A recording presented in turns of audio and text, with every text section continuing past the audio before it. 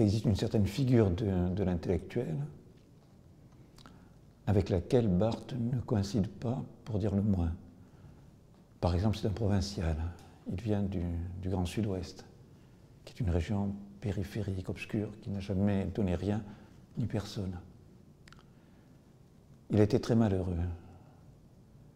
Il aurait pu être détruit par les épreuves qu'il a traversées. Comme plus d'1 million de petits-enfants, nés juste avant ou pendant la Grande Guerre, il est orphelin de père aussitôt. À 18 ans, comme beaucoup de gens de cette époque, il découvre avec horreur, j'imagine, qu'il crache le sang. Il est victime de la tuberculose, qui est la grande épidémie du XXe siècle avant le sida. Elle a des effets dévastateurs sur sa jeunesse, puisqu'elle l'oblige à interrompre ses études. Il n'a jamais terminé ses études. Il y a un quatrième trait dont je n'ai pas parlé.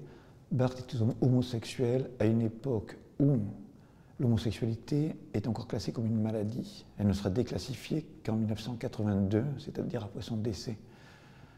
Il suffit de se rappeler ce qui s'est passé il y a très très peu de temps à propos du mariage pour tous, pour prendre la mesure de la menace qu'il a pu sentir peser sur lui sa vie durant. Il a même dit, sans trop y insister, que le trait fondamental de son caractère, c'était la vulnérabilité. Ce sont les gens à histoire, ce sont les gens inquiets qui inventent.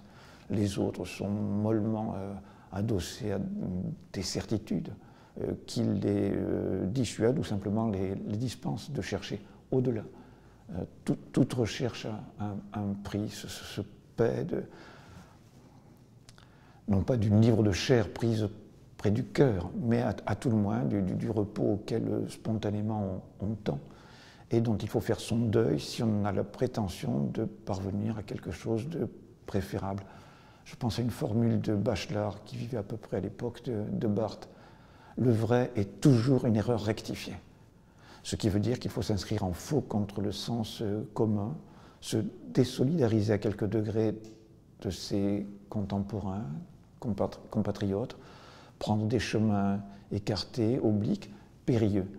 Et Barthes n'a même pas eu à décider personnellement que telle serait sa route, puisque cette conjoncture, cette conjonction de facteurs négatifs l'avait immédiatement mis en quelque sorte sur la marge.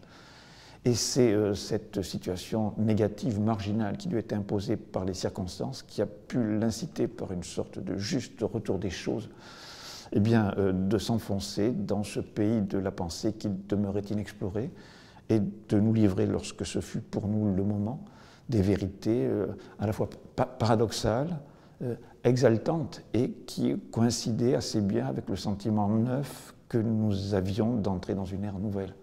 C'est en cela que sa mémoire m'est chère.